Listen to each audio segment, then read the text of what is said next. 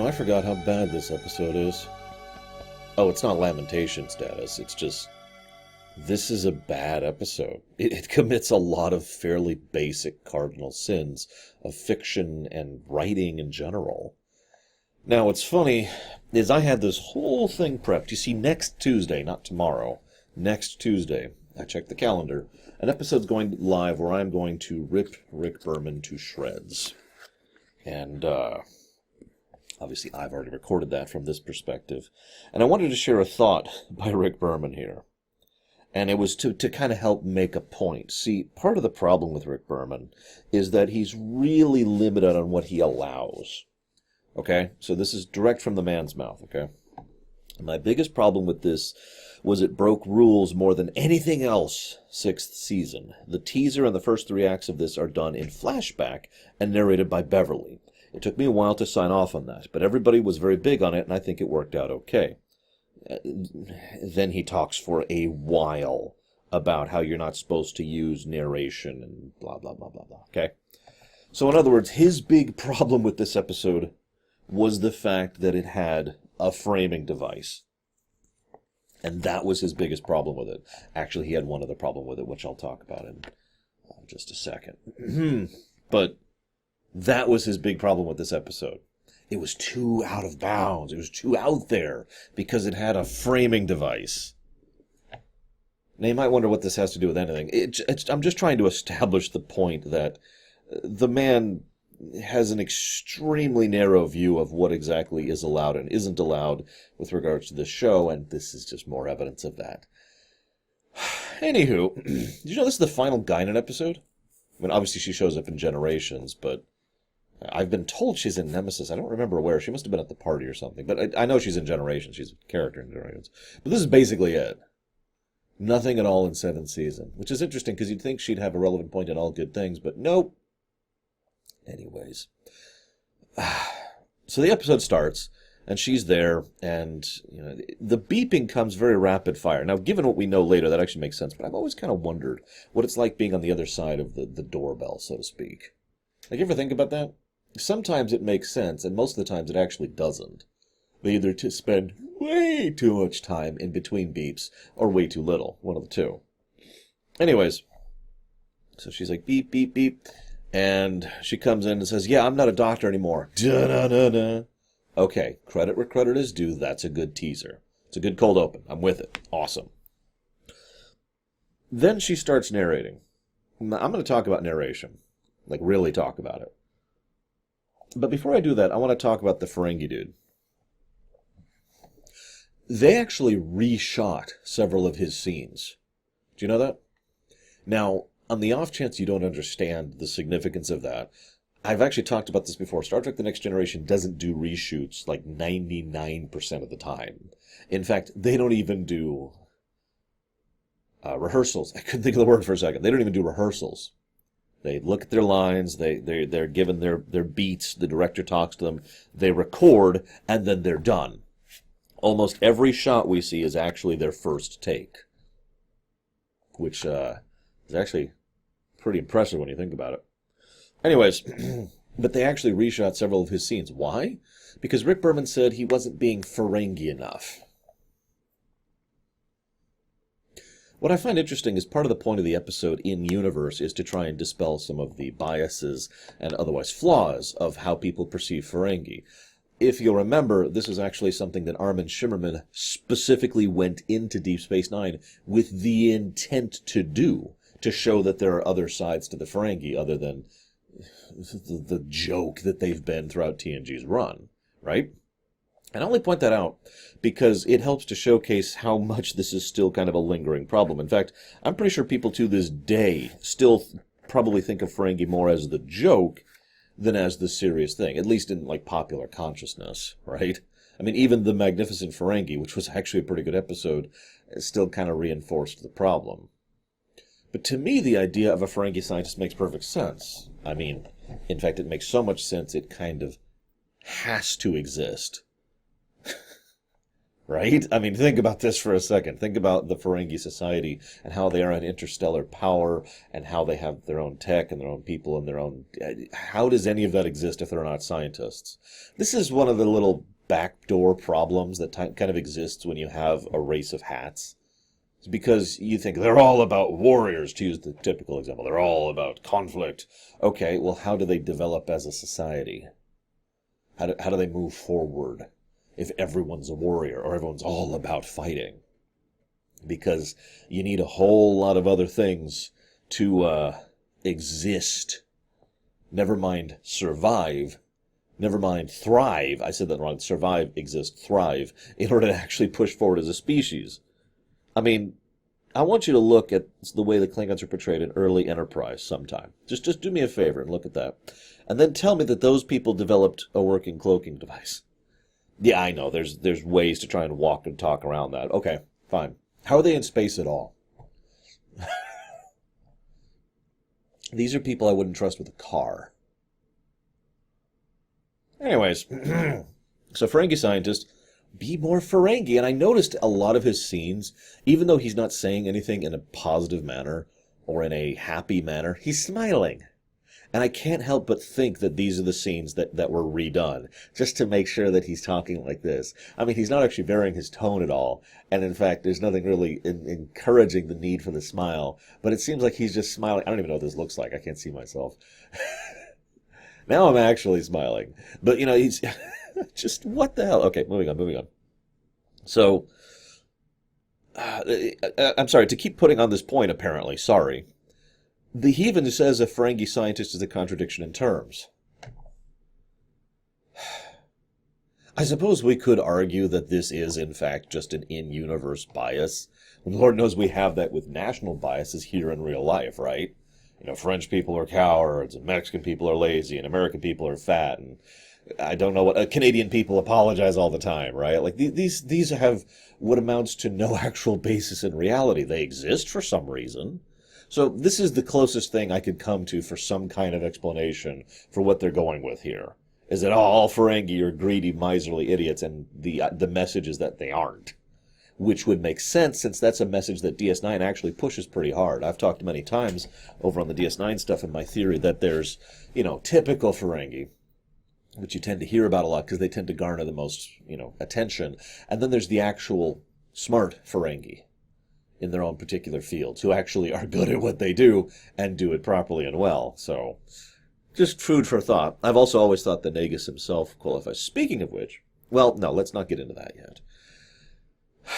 Let's talk about the next thing. I swear I'll talk about narration at a point. The next thing I want to talk about is... Oh my gosh, we've invented this really big, amazing technology, and it's going to allow us to fly into the corona of a star. Now, okay, real talk, that's insane. Like, anybody who knows anything about how stars work and function, that is actually ludicrous. You should be less than ash before you even reach the corona, right? So that makes sense. Okay. Anybody else see Redemption, Part 2, specifically? You know, Kern takes his beat-up old terrible bird of prey into the corona of the star to... It was part of the opening. No? How about Iborg? Where, as a casual mention in a log entry, they talk about how they were hiding in the corona of the star to escape the Borg. You see the problem here? See, this is... If I could just go off for a second here, this is one of the things that actually pisses me off most about Star Trek. Star Trek has never really had a true mainliner.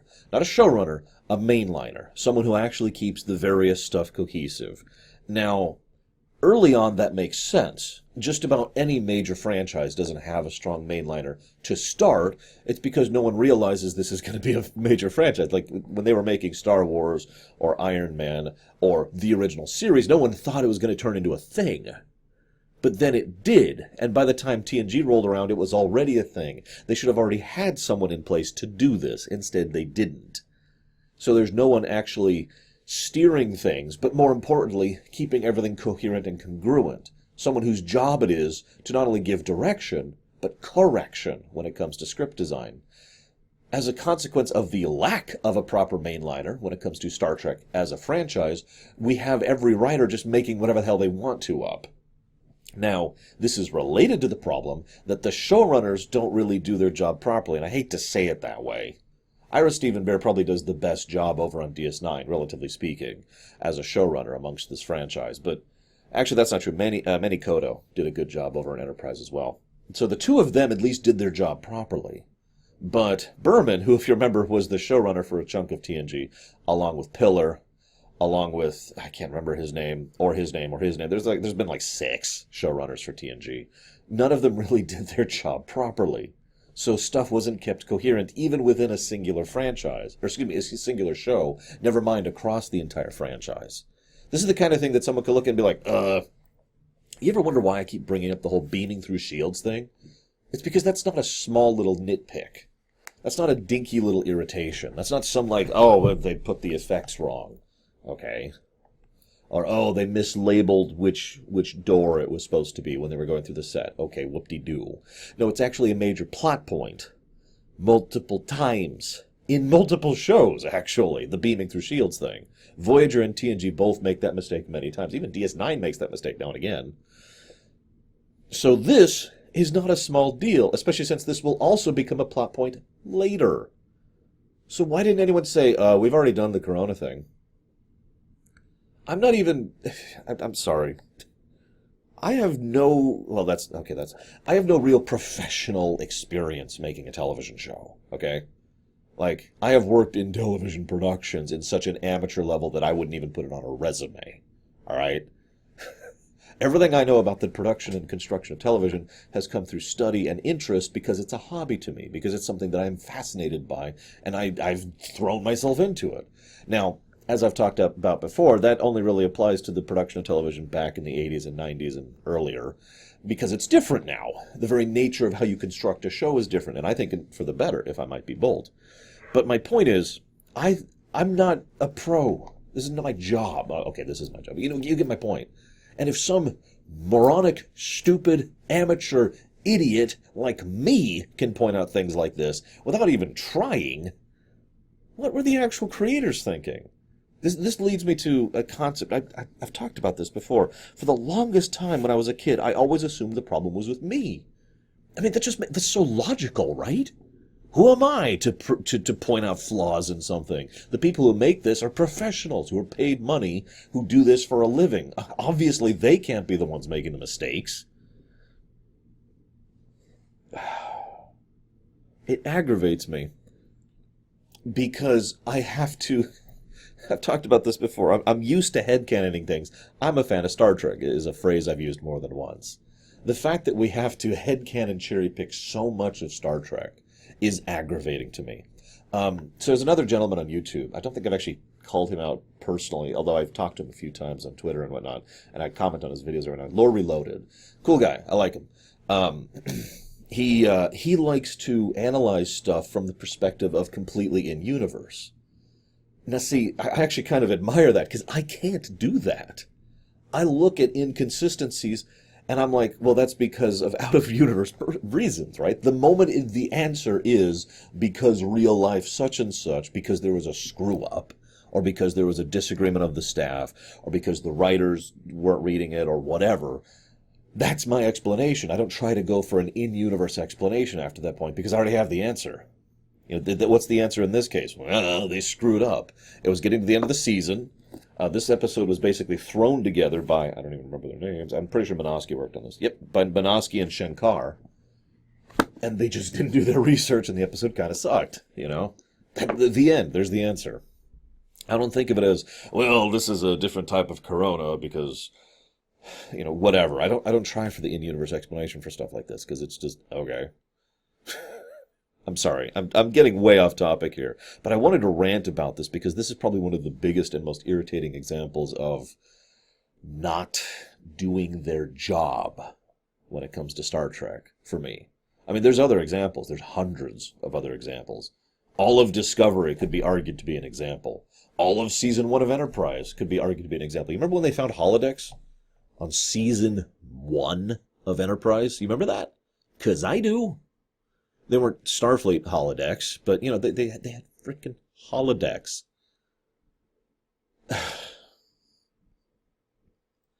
Anyways. She chose this autopsy in Joe Brill. Did I mention he's alive? Now, this is actually kind of an important plot point that I need to make a point of. Joe Brill is, in fact, alive. He is in a form of stasis, so he is conscious and listening to all of them, which is not what stasis means, but let's move on.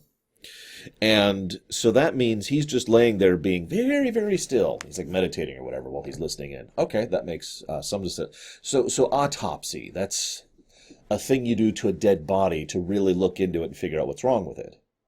Now, bear with me, okay? You kind of think that if there's an autopsy, there's probably going to be some incisions, cuts, digging into the body. But by all accounts, both in the dialogue and in what they show on screen, it's just an extensive scan. Now that's important, because it's one of two main plot points of the entire episode, is that she does the autopsy on the Ferengi, whose name I don't remember, against orders, and she does this on Joe Brill, and he's dead. I'm looking up the Ferengi's name. Give me a second. Oh, geez, I don't know. Which one of these is him? Is it Kurak? Rega? It's Rega, isn't it? Dr. Rega. Anyways, I'm pretty sure it's Dr. Rega. Point being, this is important. This is a major plot point that they just kind of stumble over, because if there's no actual alteration of the body during the autopsy, then she doesn't violate Ferengi traditions when she does it to Rega, or whatever the hell his name is. I'll just look it up. Hang on. Pretty sure it's Rega. It is Rega. Okay, we're good. So, yeah. Now, this also leads to another thing. You're probably thinking, well, Laura, obviously there was an invasive body. She did cut into him. Okay.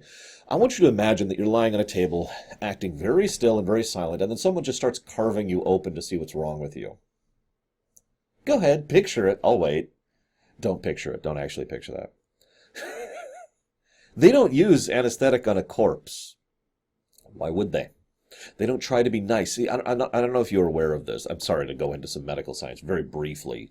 But if you're cutting into someone who is alive, there is a huge series of procedures that go into that. Even in an emergency situation, there are specific ways and locations and angles and tools you're supposed to use to cut. And of course, there are certain other things you're supposed to do, either with regards to drugs or with regards to deadening or whatever, something to make sure that the body does not react. If absolutely nothing else, pain by its bare nature can cause a body to convulse, which is not something you want to do when you're cutting into it, right? So there's very careful procedures for doing that to a living person. There's completely separate types of procedures you do when cutting into a dead person, because they're frickin' dead. Anybody who's gone to medical school can tell you about the old autopsy stuff. They have entire classes, plural, specifically on diagnosing and perusing dead bodies, because you still don't want to damage stuff, but the practice by which you cut in and examine is completely different. Okay? That's important, because that's what she's doing to this guy. If she's actually cutting into him, which I don't believe for a second. Now, I know. He later on, he has a literal hole in his stomach and he's fine. So you could argue maybe he is and maybe he's just living with it. Okay. I am not willing to give you that, but I will acknowledge that might make a degree of sense. You might ask, Lord, why aren't you willing to give me that? Because this episode is written very poorly. I have a concept I call the writer factor, which is, in the calculation of how much I can look into or analyze or otherwise digest a fictional work. The factor is the multiplicative, right? So the writer factor is how much trust I have in the writing of a particular work individually in order to determine how much I think that I can, be like, oh, well, this is clearly... Basically, if you're analyzing something, you have to decide if you're reading too much into it or if you are picking up on stuff that was deliberately put there. And determining that line it's a nonstop struggle, basically. And I've been doing this since I was a kid, because I do this for fun, like I said, and now it's my job. In this case, the writer factor is very low. It, in fact, would be less than a singular number. So point something, which means it actually makes me less inclined to trust it rather than more inclined. You with me so far? Okay, so having gotten all that out there,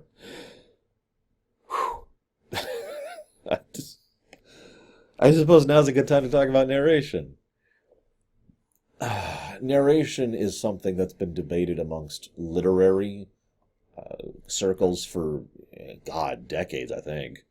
I know that I've actually participated in debates about it in school. Not college, high school. I actually took a lot of creative writing classes, and I think I've mentioned a few times I've actually taught a few as well back in the day. And this is actually one of the more common topics that comes up, narration. If you've watched Cinema Sins on YouTube, let's just get all the YouTube plugs out here. You've probably heard them say, narration, ding. It's because, the core reason for that is because some people think that narration at all is an example of bad writing in anything other than a book. Narration itself is arguably a byproduct of this type of writing. Because in here, obviously this is not a book in the traditional sense, but I don't have a book in the traditional sense, so bear with me. You know, Nick Sagan, who was saddled with the premise, explains, Jerry and I were trying to do a bottle show. Because of this, I remembered him, and blah, blah, blah. You know, so in other words, if you hear a character's thoughts or a description of events, that's fine because it's in the book. What's effectively happening is you are being told stuff and that you cannot see or otherwise perceive.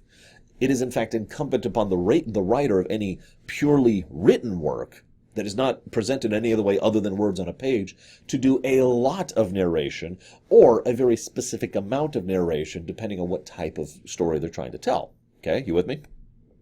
So the idea is when this is transferred to just about any other medium, including obviously visual, so plays, television, movies, and video games, all of these would apply equally. When it applies there, narration is suddenly a bad thing because all the things that are being narrated are supposed to be shown. You don't hear a character say, I'm very sad right now because I was just stabbed in the chest. You see a giant knife sticking out of his chest, and he's like, that's the narration. Is without dialogue, you get it's the whole reason why show don't tell is such a commonly repeated phrase when it comes to fiction, right? You don't hear, and then I pull up a Tolkien book, but those are in storage. Like, and the tree was filled with the bark of this 15th generation. No, you just see the tree. That it's there. You can visually see it, and your brain just takes it in like that because we can take in visual information at an extraordinarily efficient rate. Okay. I know this is all base level stuff, but I'm getting all this across because A, I don't think I've ever talked about narration before because it's never really come up. And B, this episode is part of the problem. So here's the thing. When the episode started, I was like, okay. And I had this note here about the usage of narration as a tool when it comes to a visual media, because narration still has a purpose in visual media. The most common purpose is the stuff you can't showcase. Backstory, or very technical information, and I don't mean like tech, technobabble. I mean stuff that has specificity to it, If you need to find, if it's important for whatever reason to know the exact temperature of a room, doing that within narration is a decent thing to do, or, the exact location of where they are, or, stuff that isn't going to come up in dialogue or visual presentation. That's the purpose of narration there. In fact, this is part of the purpose of the captain's log. The original captain's log was actually invented all the way back in the day, specifically as the lead-up. Here's our mission. This is what we're doing. Here we are. It's just a quick and dirty narration in order to establish you. It's setting the scene, in other words. And that's why the captain's logs have been used for years and years and years since. Because it is such a very quick and efficient, here's the circumstance. The problem is then sometimes they tend to overuse the captain's log, but let's not get into that right now, because that's not the problem here. No, the problem here is that Crusher is narrating this to Guinan. Okay. Now, some of the initial narration, perfectly acceptable. Setting up the scientific nature of it, the symposium, all that stuff. Okay. The thing is, even that didn't need to be narrated. Hear me out for a second. So imagine if, rather than narrating, that whole thing, what we see is she's talking to Guinan, and have her say something that's more personal, rather than, this is what was happening, given these... Have her say, At the time it felt like it was perfectly normal, and I don't even know what my issue was exactly and why this was so important to me. I guess, maybe I just wanted to reach out to her. And she's just kind of casually opening up to Guinan. And as she's talking, what we see in the background is the initial symposium filled with people. And then maybe like a crossfade as it's zooming in a little bit, as the number of people in the seats drastically reduces. And so start off with Mr. Oh, God, I've already forgotten his stupid name. Rhaegar. Rhaegar's up there, haha, and have his body language show that he's excitedly talking about his thing. All of this is silent, of course, underneath Crusher's narration. Then, the fade, they're failing. He's a little more nervous, a little more tense, maybe a little more antagonistic in his body language. He's trying to describe what's left, and there's far less people involved. And then have the final fade in, one more crossfade to there only being the 4 there. 1, 2, 3, 4. Yep, 4. And they're all that's left. And this is when the audio of the actual scene picks up, and they continue forward with the only ones who actually decided to stay, and then the episode continues proper. I bring this up. I know this sounds so dumb, I apologize, but I bring this up because this is how you can invalidate or unnecessitate narration from a story. From that visual medium, we get all we need to know in a very quick and efficient manner. He's a Ferengi. He's presenting at some kind of thing. They find him laughable. He's upset about it. Only a few people are willing to listen, and then he starts talking, and then we get into the actual scene where he starts talking about, no, it will work. I've done the tests myself. Ah, but you haven't actually proven it, have you? No, I could be lying, but someone else could be the one to do it. Just segue right into the episode. We get all the information and none of the narration. You with me? And that's the problem with the episode right there. The biggest flaws of narration are telling us what someone feels, which should basically never happen. I'm not saying never, so I shouldn't be so definitive about that, but it's the kind of thing that should be used very sparingly. A good actor or actress will convey what they're feeling without words. Or with words, even, depending on what they're saying. So you shouldn't have to tell us what a character is feeling. You're basically making a mistake there. Now, there are exceptions to that, of course. There's exceptions to everything. But you can see how this is done very badly in this episode. There are many scenes where Crusher's literally like, I was feeling kind of determined, but then I decided to do this. And this was sort of upsetting, but I had to work on this. And just, Gates McFadden can act. You can do this. The other big problem with narration is basically narrating events that we're seeing on camera or could see on camera, which I gave an example of earlier. And that's this episode in a nutshell. Her narrating the obvious for 3 acts. That's the first problem of the episode of 17. Oh, anyways, moving on. So, Picard reaches out to her as captain. Credit where credit is due. That's a good scene. No, seriously, that is a legitimately good scene. Because I really like how he would know. And he's trying to reach out to her because he knows where she's at. And she doesn't even realize where she's at. It's only ruined by the narration just stating that outright. I didn't know what he meant at the time. Then the episode commits the cardinal sin of narration, which is telling the audience something's about to happen as a stinger.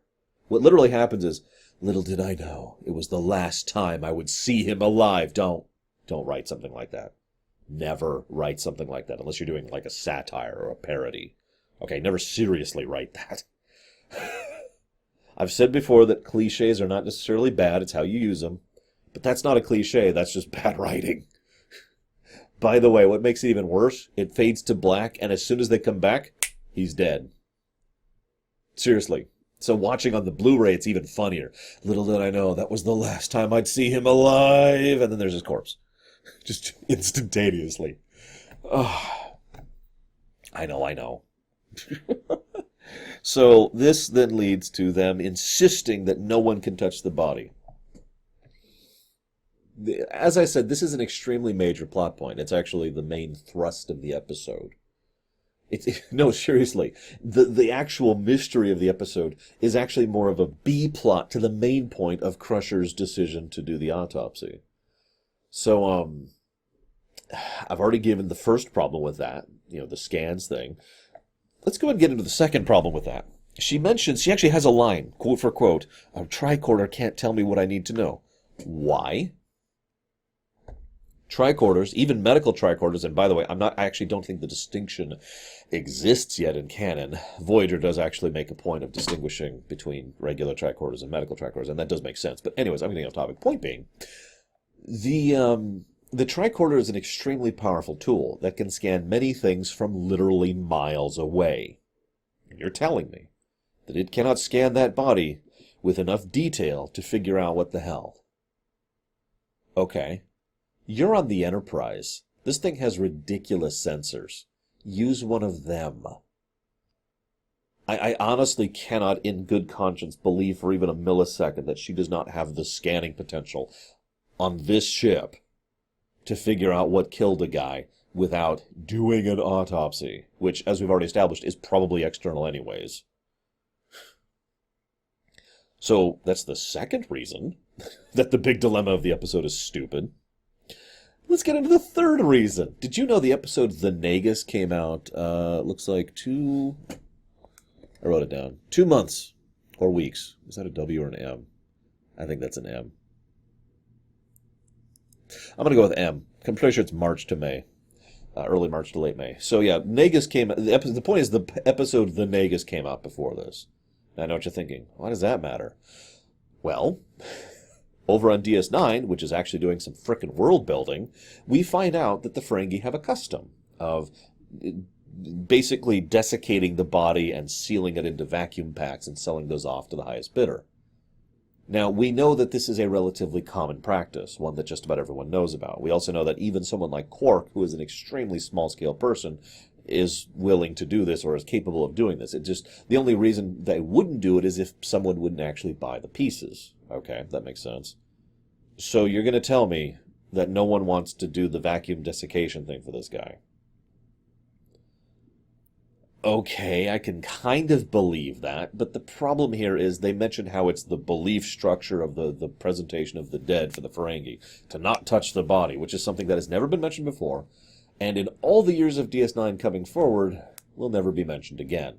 It is, in short, a made-up plot point, the worst kind of plot point, because it literally exists because plot. This leads to another aspect of bad writing, by the way. I call it point A to point B. I've talked about this a lot if you've ever watched my Voyager stuff. It's actually a really common problem. See, a writer needs to get to point B. That's where they want to be at the story. And in this one, if you zoom out the camera, you can really see the structure of it. They want Beverly Crusher to have a big moral dilemma, to choose to do what she believes is right, rather than to follow orders, and in so doing, to try and suss out the truth about this situation, blah, blah, blah, blah. You get the general gist of it. That's where they want to be. Well, they have to get there. Well, in order to get there, they have to get from point A to point B. Now, I have said for years that one of the definitions of a truly good writer, of any medium, really, is the skill involved in getting from point A to point B. Then you have episodes like this, where they just are like, you can't touch the Ferengi, and for some reason she can't get any of the information any other way. I remind you that the very point of the second mystery, the lesser one, is actually very poorly constructed in addition to that. In addition to the fact that the guy is just laying there and the thing. I remind you that this guy, who is in basically a freezer, which is probably either locked or at the very least has some kind of vacuum seal. Ever tried to push a fridge open from the inside? Kind of a thing? Imagine that, but more and worse. And you're in a position where you can't use your upper body strength to do it, okay? You're in one of those things, and you have to get out of that more than once. Go off, do something, like murder Rhaegar, go back in, and then slide right back in as if nothing happened. Just construct that in your mind. Picture that, if you will. It's actually a really common type of logic, which I like to call horror monster logic. The monster of any given horror movie usually doesn't follow logic. Sometimes this makes sense.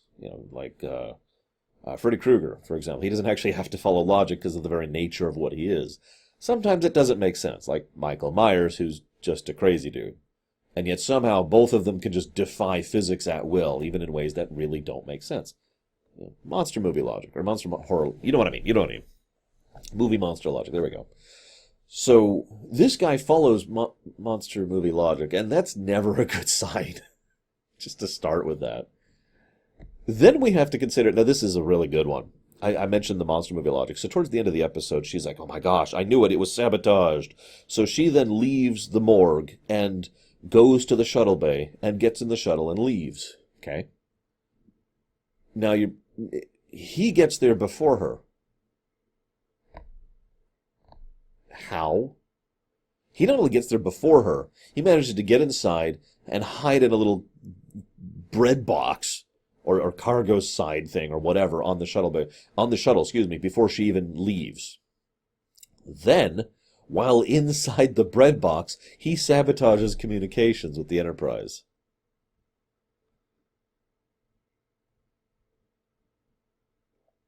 Anyways, so getting back to it, let's rewind a second here, because there's so many things wrong. This really does feel like an early Voyager episode, which makes sense.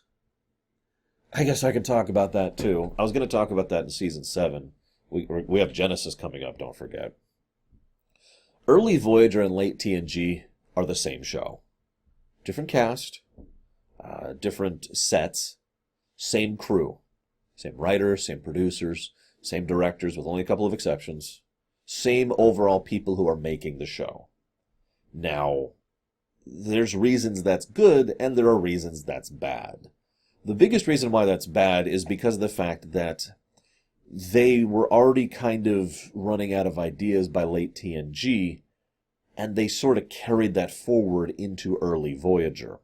They also seem to be a lot more accepting of just saying screw it to general good television or fiction creation in general in late TNG and in early Voyager. And if I could be completely blunt, they treated early Voyager like it was late TNG, and I think that right there is actually probably the single biggest problem. Rather than treating this like it was a brand new show, it was just TNG 2. And that's a problem. And it probably shows in the staleness of some of the early episodes. Now, I've said for years that Voyager managed to do as well as it did because of the amazing cast that they had. They lucked out. They seriously lucked out by getting a cast and crew who really had great chemistry almost across the board with each other, and got along with each other really reasonably well, and knew their parts reasonably well, and that managed to drag them forward in terms of quality to the point where the show was acceptable, until finally most of the people upstairs were kicked out of office and diverted away to other projects or just left the studio entirely, and people who actually had an ounce of talent and passion got in charge. And even then, they still had to answer to the boot of Rick Berman, who I remind you was paying more attention to Voyager than Deep Space Nine. I hate to put so much on this man, but I do have to say, I have said for years that the reason DS9 managed to stretch its boundaries as far as it did, to be as good of a show as it was, is because Rick Berman was paying more of his attention to Voyager than to DS9. Anyways. Where am I? God, hang on. So, I've completely gone off the script here, so to speak. Why is Crusher the one investigating this, by the way? Don't mistake me. I think we should have more Crusher episodes. I just think we should have good Crusher episodes. She still has to have sex with a ghost, after all. God, how many Lamentations are we going to get in Season 7? It's okay. We do still have some good episodes coming up, I swear. I hope. She's investigating for some reason, even though that makes no sense, and she does an awful job of it. Even right at the early part of the episode, she's talking about the autopsy reports on Joe Brill, or whatever his name is, right? And all of the autopsy reports say he's alive. I could tell that. And I'm not a med student of any variety. I listen to shop talk from family members, and I know enough medical science to know that everything she's saying is saying he's alive. So, duh, right? If nothing else, erective force field is something you can do We even know they have they have the ability to isolate sections of sickbay with force fields. That's been done before. So anyways, the autopsy happens. She finally decides, I must use the autopsy. It's the only way. Credit where credit is due. And I think this is a little bit of Minosky's in here, because Minosky does good character stuff. He always has. I think part of where this episode shines is because Crusher reaches out to Picard and just straight up admits it. Now, this is interesting. She didn't have to. You can't tell me she couldn't cover her tracks, because she could have. She's a damned good doctor. That's actually been a plot point many times. So she could probably have covered her tracks and just gotten away with it clean. Instead, she goes straight to Picard and confesses. Huh. I like that.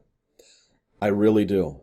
Imagine if the two were in a relationship and how this could be presented in such a manner, especially given the fact that he flat out states, I don't know how much I can defend you from this. Note she doesn't ask. She doesn't ask him to defend her. He offers it. He volunteers to try and use some of his political clout to move this off of her career record or whatever. So that because he knows how important her career is to her and how much she doesn't want to terminate her commission over this one, right? But it was all for nothing. The autopsy told her nothing. Question. Why? They never actually answer how Rhaegar was killed. And there's apparently no DNA evidence at all on a guy who was murdered, probably by Joe Brill. They never say that either. While he was in a hurry, remember he had to rush out of the and then rush out and go and kill him and then rush back. I described that whole earlier. And in all that altercation, no evidence of anything. Also, as a further addendum, what the hell is with the security of this ship? I know, they were literally taken over by Ferengi rascals, but God's sakes. Anyways, so Guinan pushes her. And I have a note here, and it's funny because I actually forgot the bit at the end. I said, I'd like to think Picard sent Guinan. I like to think Picard petitioned. It was like, Guinan, look, could you do me a favor and go talk to Beverly? I need someone to reach out to her, and I can't be the one to do it as captain. And Guinan was like, you got it, because she's awesome. And we'll never see her again until Generations. This is even more... Now, at the first, this is just a theory. At the end of the episode, she says, I don't play tennis. Yeah. So Riker tries to warn her. That's the second time Riker, as a friend, has tried to reach out to someone and warn them about doing something stupid. And by coincidence, both times he's been incorrect. I hope that's not a trend. So then he gets on the Justman before her. Somehow. And then he says... You know what? I'm sorry. One last rant, because I'm already just going off on this episode. One last rant. Why is it when fiction, especially Star Trek is very guilty of this across three shows. Enterprise does this, Voyager does this, and TNG does this. All three of them have this problem where when they need someone to be a bad guy, they say that they're after a weapon. We will turn it into a weapon. I will be able to make this technology and make a weapon out of it. I bet if you think about it, you can think of several examples of that, just right off the top of your head. So this is just even further examining how weird and stupid and dumb this episode is. Because it's shorthand. It's literary shorthand. He's a bad guy. Not because he murdered someone. Not because of this whole deception thing he's doing, or the fact that he's probably going to kill Crusher. Also, why doesn't he kill Crusher? There's no reason, zero reason, based on his logic, to not just kill her. Instead, he exposits to her. What is he, a Bond villain? And that's not a compliment, by the way. Anyways, so after not killing her and telling her about how evil he is because he's going to make a weapon, he then says... He dies, she shoots him, and then she kills him, and apparently that's kosher. It's okay, he's a bad guy. It's okay to kill bad guys. Actually, I'm being facetious at this point. I'm still upset because there's still one last flaw in the episode, because, God, I just can't get away from this. She's reinstated. all of the hearing, all that, it's all swept away. We don't even hear exactly how or why it was fixed. Remember, this is the main plot point of the entire episode, is her building up to getting the courage to violate the rules to satisfy her conscience, which she did for no reason. Because, again, she found nothing, even though that makes no sense. And in so doing, she gets no consequences for it whatsoever. Why? Remember, the flaw here, the problem was she violated orders, which she did do, and she violated the sanctity of the Ferengi, which she did do. Neither of those things are in dispute. The fact that she finds out that Joe Brill is the one who killed him, maybe. The fact that the actual device does work, okay. None of these things mitigate what she actually did. So why is this all of a sudden cool? Now, you could make a story discussing how they could have gone through that. You want to talk about framing devices? Just set this in a hearing. You want to save money at the end of the season anyways, right?